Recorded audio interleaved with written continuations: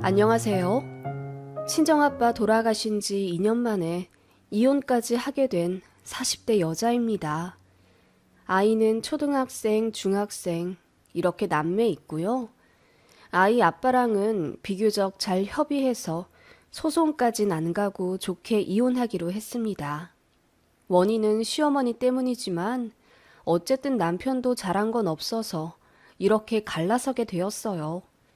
돈에 눈이 멀어 결국은 아들네까지 이혼시킨 노인네 이야기 한번 들어보시겠어요? 저는 남편과 대학생 때 만나 연애 2년 하고 거의 졸업하자마자 결혼했습니다. 속도 위반은 아니었고요. 엄마가 일찍 돌아가시고 아빠도 저 고등학생 때 언니하고 저만 둘을 한국에 남겨두고 베트남으로 일하러 떠나셨기 때문에 참 외로웠어요. 언니는 늘 일하느라 바빴기에 저의 헛한 마음을 채워주는 건 남자친구뿐이었습니다.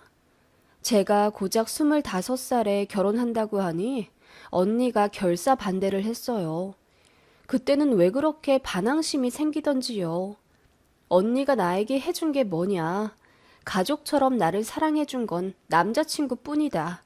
라고 소리 지르며 결혼하겠다고 우겼지요. 아빠는 전화로 전한 제 결혼 의지에 그저 알겠다고 수긍하셨죠. 당신께서 반대도 찬성도 할 자격이 없다고 생각하셨던 모양이에요. 시댁의 반대는 심했습니다. 이제 사회 나와 날개 펼칠 아들인데 여자한테 발목 잡혀 인생 주저앉는다고 하시며 제 앞에서 대놓고 시어머니는 더 좋은 여자 만나야지. 저런 쭉정이는 연애만 해도 됐잖아. 라며 큰 상처를 주셨습니다. 하지만 남편도 저도 둘 다 서로를 많이 사랑했기에 양가 도움 없이 잘 살 거라고 큰 소리 떵떵 치며 결혼을 강행했어요.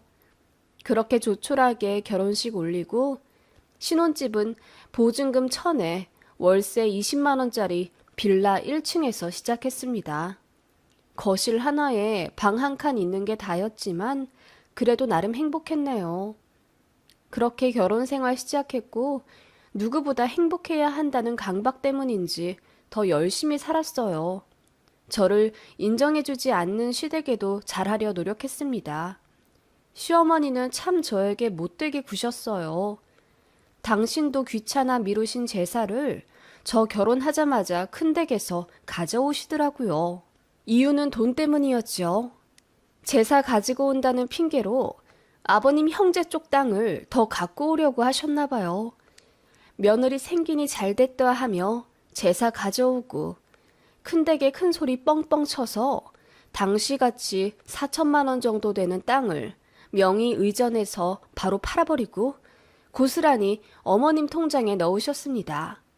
그 때문에 저는 1년에 제사 4번을 꼬박 차리러 시댁에 가야 했습니다. 어머님은 저 올 때까지 손 하나 까딱하지 않으셨기 때문에 제가 미리 전이며 국이며 다 만들어 놓은 후 퇴근하면 그 음식들 다 가지고 시댁에 갔습니다. 당시에는 그래야만 하는 줄 알았어요. 20년 전만 해도 며느리 돌이라는 것에 빡빡한 시대였거든요. 게다가 저는 시댁 반대를 무릅쓰고 한 결혼이었고 많이 어리기도 했기에 어머님 말씀에 순종하며 지냈네요. 제사뿐만 아니라 김장, 시부모님 병원 모셔가기, 온갖 잠심부름 정말 열심히 하며 살았네요. 남편은 뭐 했냐고요? 네, 딱히 제 편이 되어주지 않았네요. 남편도 당시 20대였기에 참 어렸어요. 며느리가 시댁과 남편에게 순종해야 하는 걸로 알고 있는 보수적인 남자였고요. 그래도 제가 몸 아프면 나름 집안일도 하고 시댁에 못 간다 얘기도 해주었지요. 그런 점들이 있었기 때문에 저도 버티고 살았던 것 같아요. 행복할 줄 알았던 결혼 생활은 저를 어른으로 만들어준 쓰디쓴 입장권 같은 거였네요. 그렇게 애도 둘 낳고 직장 생활도 열심히 하고 살림과 며느리 도리도 잘 해내며 악착같이 살아온 저입니다. 아줌마가 무적이라고 그렇게 시간이 흐르니 저도 남편 앞에서 큰 소리 칠 수 있게 되었고, 시어머니에게도 나름 할 말 하는 며느리가 되더군요. 그래서 어머님은 저를 더 미워하게 되셨지만 상관없었습니다. 저도 결혼 생활이 한 해, 두 해 늘어갈수록 어머님한테 정이 다 떨어져 가고 있었거든요. 저를 막무가내 부려먹는 건 둘째치고 그놈의 돈 때문에 골치가 아팠습니다.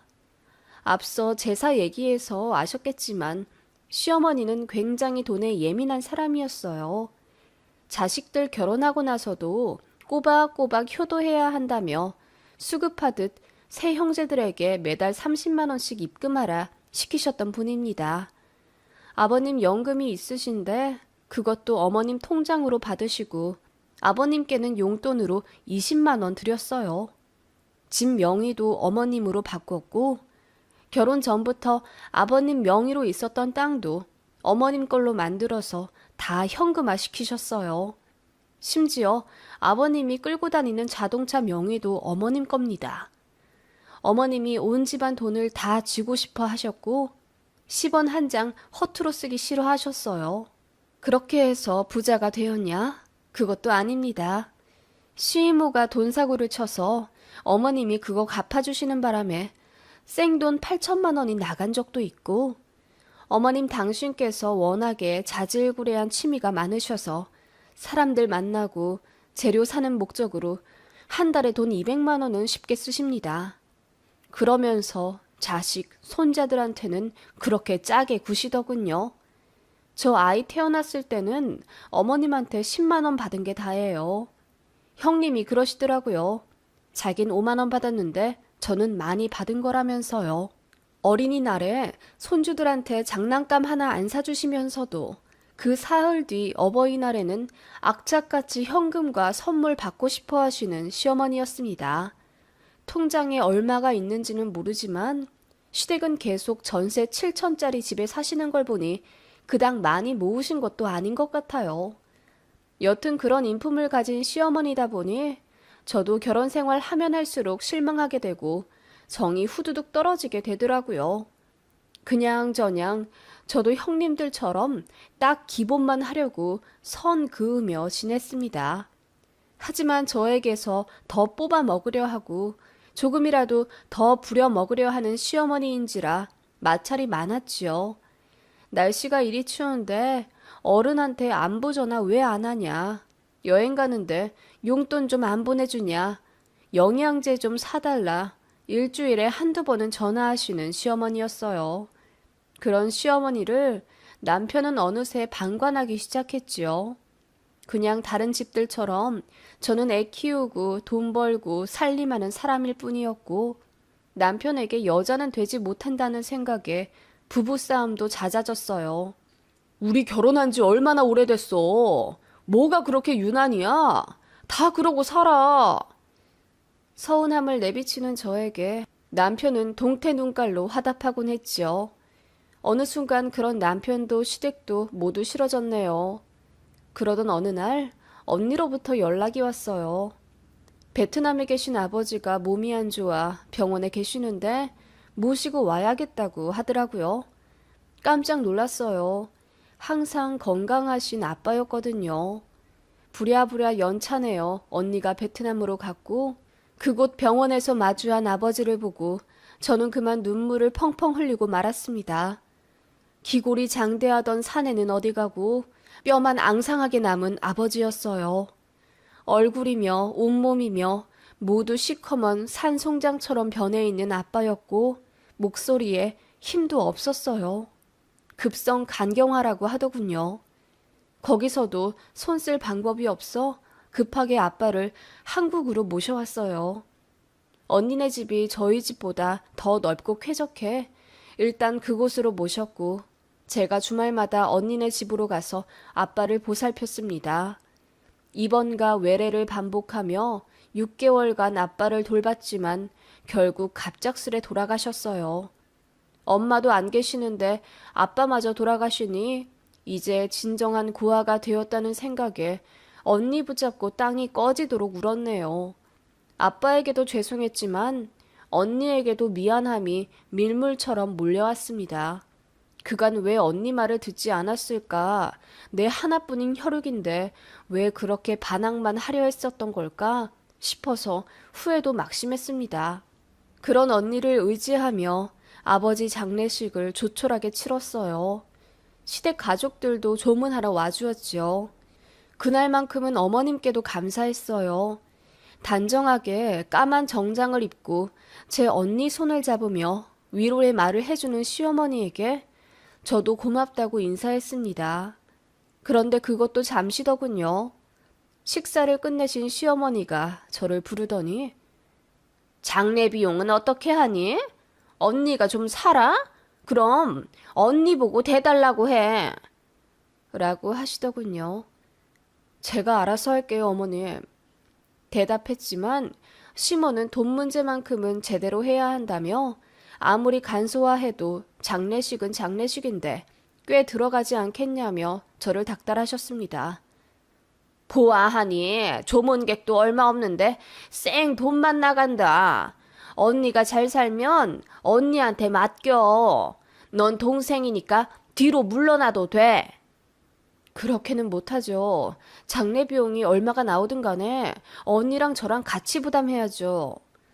네 친정아빠 생전의 병원비도 한두 푼이 아니었잖니. 이제야 물어보는데 너 그동안 네 친정아빠한테 돈 얼마 썼니?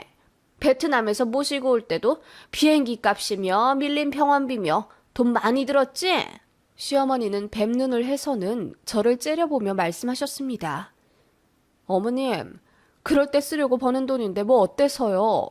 제가 전업이라 애들 아빠 월급만 축 내는 것도 아니고 어쩔 땐 그이보다 더 벌어요. 좀 쓸 수도 있죠.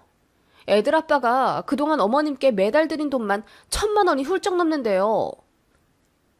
그러자 어머님이 기분이 나쁘다는 듯 그야 우리는 시댁이잖니. 너는 친정이랑 연락도 잘 안 했으면서 새삼스레 뭘 그러니? 라며 짜증을 내시더군요. 대답도 않고 저도 제 일 하러 뒤돌았지요. 어머님은 저 몰래 이 사람 저 사람 붙잡고 물어보신 모양이었어요. 저희 친정아빠 생전 사시던 집 문제나 재산 같은 게 궁금하셨던 듯 합니다. 그러다가 저희 외가 쪽 친척분께서 무슨 얘기를 들으신 거죠.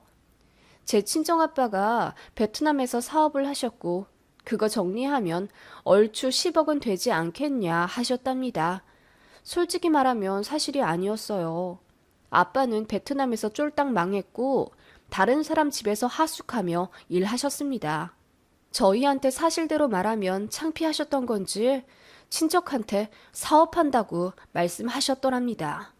그게 10수년 전인데 친척들끼리 얘기가 와전되어 10억까지 늘어난 거죠. 시어머니가 그 얘기를 듣더니 엄청 놀라셨는지 저에게 한달음에 달려와 야, 니네 친정아빠 돈 많으셨더라? 사업한 거 정리하면 10억은 된다는데 너 알고 있었어? 그러면서 어떻게 친정아빠랑 언니하고 연락도 안 하고 지냈냐? 어머님, 무슨 말씀이세요? 그런 거 아니에요. 그런 거 아니긴? 내가 다 알아왔다. 너 내가 돈 달라고 할까봐 숨기는 거냐? 어머님은 그렇게 말씀하시며 이제부터는 언니랑 잘 지내야 한다고 신신당부하시더군요. 그런데 제가 장례식 처리 때문에 잠깐 자리 비운 사이 시어머니가 언니와 이야기를 하고 있더라고요. 둘이 할 얘기가 없을 텐데 왜 저렇게 심각한 표정으로 대화를 나누고 있나 싶어 가까이 다가가자 언니가 화를 내는 소리가 들려 깜짝 놀랐습니다. 사돈 어르신, 이건 너무 하시는 거죠? 어떻게 그런 말씀을 하세요? 언니, 무슨 일이야? 왜 그러는데? 아니, 내 말은 그게 아니라 우리 며느리가 사정이 안 좋아서 그래요. 그래서 그런 부탁을 한 거니까 너무 꼬아듣지 말고. 예, 너희 시어머니가 나더러 유산을 포기하라 하신다. 뭐라고? 저는 깜짝 놀라 입을 틀어막았어요. 어머님, 그게 무슨 말씀이세요? 우리 언니한테 아빠 재산을 포기하라고 했다고요? 어머님이 왜요? 무슨 권리로요? 아니, 듣기로는 너희 언니 집이 34평에다가 형부 직업도 좋으시다면서 너는 아둥바둥 살고 있고 이렇게 재봐도 저렇게 재봐도 네가 더 딱한 현실인데 언니가 좀 봐줘야지. 이제 고아 아니냐? 서로 의좋게 지내려면 한쪽이 양보할 줄도 알아야 하는 거야. 어머님, 진짜 보자 보자 하니까 제정신이세요? 제가 참다 못해 소리를 빽 지르자 남편까지 멀리서 듣고 놀라 한 걸음에 달려오더군요. 무슨 일이야, 여보? 왜 그래? 당신 어머님 미치신 것 같아. 제정신 아니셔. 뭐라고? 당신 무슨 말을 그렇게 해? 장인어른 돌아가셔서 문상 오신 엄마한테. 당신 입으로 한번 여쭤봐. 당신 엄마가 우리 언니한테 뭐라고 했는지. 그제야 남편이 엄마한테 무슨 일이냐며 자초지종 물었고 어머님은 갑자기 눈물을 쏟으시며 불쌍한 척 연기하시더라고요. 아니, 나는 그냥 둘이 재산 문제 때문에 싸울까봐 좋게 좋게 조율하라고 한마디 한 것뿐인데 쟤가 저렇게 오바해서 화를 낸다. 그래, 아버지마저 돌아가시고 고아됐으니 예민하게 들을만 하지. 내가 잘못한 거다. 너도 개의치 마라. 그 말에 남편이 불같이 화를 내며 어른이 한마디 할 수도 있지 않냐며 지엄마 편을 들더라고요. 그 순간 저희 언니가 손을 올려 제 남편의 뺨을 쳤습니다. 제부, 내 동생 데려가서 이런 식으로 대하고 살았어? 아니, 이게 무슨... 니네 엄마가 나보고 아빠 재산 포기하라더라. 그게 사돈으로서 장례식장에서 하실 말씀이니? 어? 그 말에 남편이 얼얼한 뺨을 붙잡고 멀뚱거리며 어머님을 바라보았고 어머님이 빨개진 얼굴로 당황하셨습니다. 당신 맞을 짓 했어. 제대로 알지도 못하고 그 상황에서 어머님 편을 들어? 내가 여간해서 화낸 적 있어? 제가 소리를 지르며 남편에게 화를 내자 어머님이 뭐 그런 것 가지고 일을 크게 만드냐면서 제 남편더러 맞은 거 고소하라고 더 크게 소리를 지르시더군요. 그래, 고소해. 나는 니네 엄마한테 정신적 피해 보상 받으련다. 그간 네 마누라로 살면서 시댁에 들인 돈이랑 내 노동만 해도 값어치가 어느 정도인지 알아? 나도 깽값 물어줄 테니 너도 나한테 다 보상해라. 알았어? 저는 고래고래 소리를 지르며 울부짖었습니다. 사람들이 모두 모여 웅성거리자 시어머니는 그제야 저에게 자기가 말실수를 했으니 넘어가 달라 빌더군요. 시어머니한테 우리 아빠 10억짜리 사업체 있는 거 아니다. 돈 하나도 없다. 라고 말하니 엄청 당황하시더군요. 그리고는 입맛을 쩝다시며 아쉬워하는 표정이 보였습니다. 그거 보니 인간같이 느껴지지도 않더군요. 저는 이혼하겠다고 했습니다. 이런 남편과 시댁 정말이지 꼴도 보기 싫었거든요. 어떻게 제 아버지 장례식장에서 이러실 수가 있습니까? 아무리 돈돈거리는 분이라지만 사돈 재산까지 탐낼 줄 그 누가 알았겠어요. 그렇게 저는 장례식 끝나고 바로 이혼하자고 남편에게 서류 내밀었고 남편은 뒤늦게 미안하다며 싹싹 빌었습니다. 어머님도 저에게 찾아와 다신 그런 실수 안 할 테니 한 번만 넘어가 달라 하시며 저를 달랬지만 전 이미 마음 뜬 지 오래입니다. 대학 졸업하자마자 결혼하고 같이 산 세월이 얼마인데 겨우 이런 일로 이혼을 한다고?